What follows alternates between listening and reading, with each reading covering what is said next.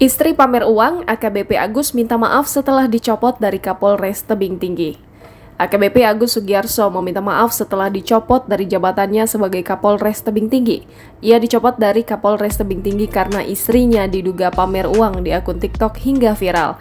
Hal itu disampaikan Agus melalui akun Instagram @kapolres.tebingtinggi_off pada Selasa 3 November 2021.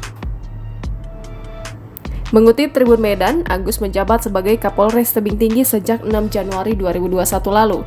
Ia menggantikan AKBP James P. Hutagaul yang mendapat promosi jabatan sebagai Wadansat Brimopolda Sumatera Utara.